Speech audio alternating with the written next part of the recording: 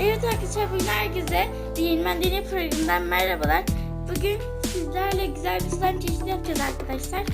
Geleceğim size şunları önerim, şu örgüleri önerim. Çok güzel kalemli de bir son tabi göstereceğim. Şuradan alın. Gördüğünüz gibi arkadaşlar şuraya takıyorsunuz. Çok güzel bir kalemlik. Hem sizlerin de yazabilirsiniz arkadaşlar. Evet, hemen başlayalım. Öncelikle bir videoyu durdurmam lazım. Evet arkadaşlar, öncelikle malzemelerimiz gösterelim hemencik.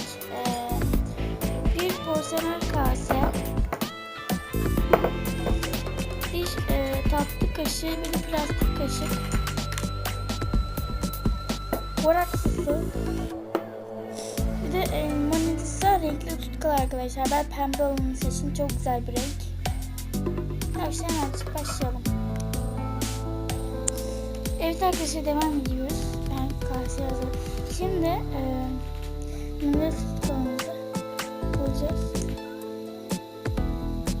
Ama 2,5 galiba dediğime göre 2,5.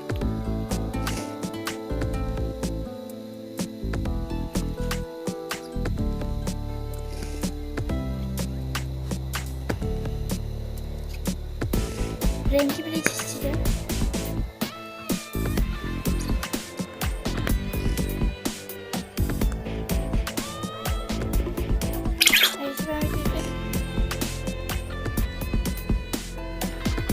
Evet arkadaşlar, devam ediyoruz. Gördüğünüz gibi. Evet arkadaşlar, karıştırıyoruz. Devam ediyoruz yani. Gördüğünüz gibi gayet güzel. Hatta yakınlaştırayım, ne kadar güzel. Çok güzeldi.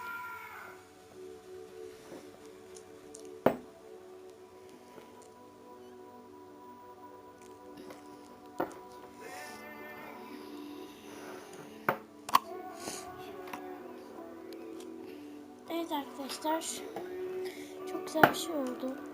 Ben beğendim. Daha boraks koyacağım ama vaktiniz şey olmasın diye yaptım. Hemen.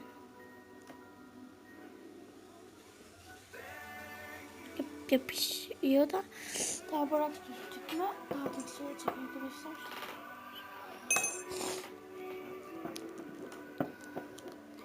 Evet arkadaşlar, gördüğünüz gibi tam da kıvamlı oldu şu anda.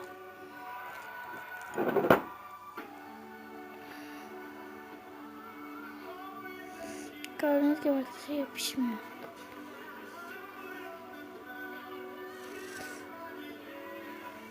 Yapışmıyor galiba. Buna birazcık daha boraks dökeceğiz arkadaşlar. Herkese görüşürüz.